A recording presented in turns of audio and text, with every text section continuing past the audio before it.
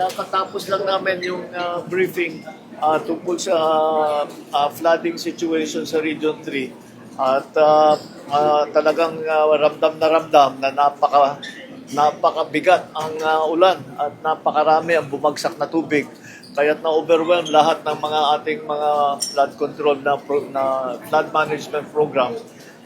Ang problema, kitang-kita, siyempre alam naman natin na marami sa halimbawa sa Bulacan na mga flood control na hindi naman nagawa kaya nagkakaganto. Ngunit kailangan din natin maunawaan na hindi lang dahil sa problema ng flood control project, kung hindi pati na sa lakas talaga ng ulan na hindi pa natin nakita sa kasaysayan ng Pilipinas. Ito ay ang naging resulta ng climate change. Kailangan maunawaan din ng tao na yung climate change ay talagang nandito na at dyan tayo naapektuhan.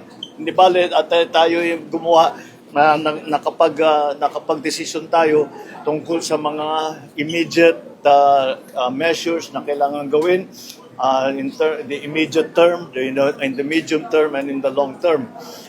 In the immediate term, syempre, aayusin natin yung mga nasira at babalikan natin lahat ng mga nasira. Yun ang pinaka-immediate na kailangan gawin, na madalian para matapos ulit. Ang problema din dyan ay hindi pa tayo nakakasiguro kung titigil na yung ulan.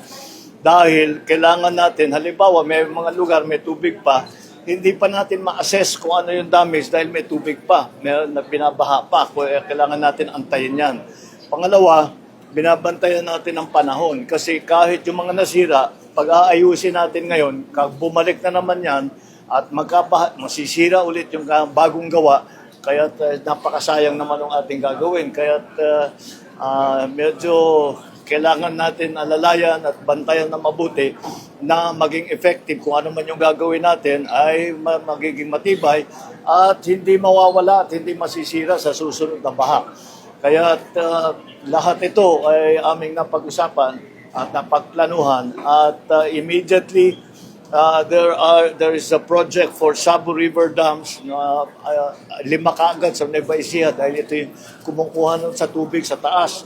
Sierra Madre na yung pinagkukuhanan ng tubig. At yan ay makakatulong para bawasan ang bilis ng pagbaba ng tubig, mabawasan ang siltation at makakapag-ipon pa tayo ng tubig para gamitin for household use, industrial, for irrigation sa agrikultura. Marami pa tayong mga iba't ibang mga gagawin. Isang long-term plan ay gumawa ng dike na kalsada mula sa malayo yung aming tinitingnan hanggang Pilar sa Bataan. And this is the long-term plan sa kasalukuyan na pinag-aaralan ngayon natin. That is about 100 kilometers, kaya medyo matatagalan, pero pinag-aaralan na natin para at the very least, meron tayong plano at meron na tayong masisimulan doon sa napakahaba na gagawin na dike na kalsada para maharang ang tubig na nanggagaling sa dagat sa Manila Bay. So that is the situation that we have now.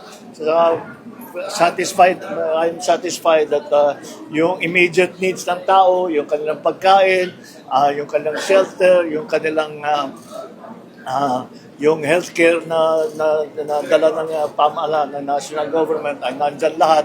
Hindi naman tayo nauubusan ng gamit, hindi naman tayo nauubusan ng tulong. At patuloy yan hanggat nangangailangan yung tao ay binibigyan natin silang lahat ng mga kanilang pangangailangan. So that is the situation for now. It is still a developing situation. Hindi pa tapos ito. So we will continue to monitor. We will continue to do everything that we can so that we will mitigate the effects of this very strong rain and the flooding that follows it.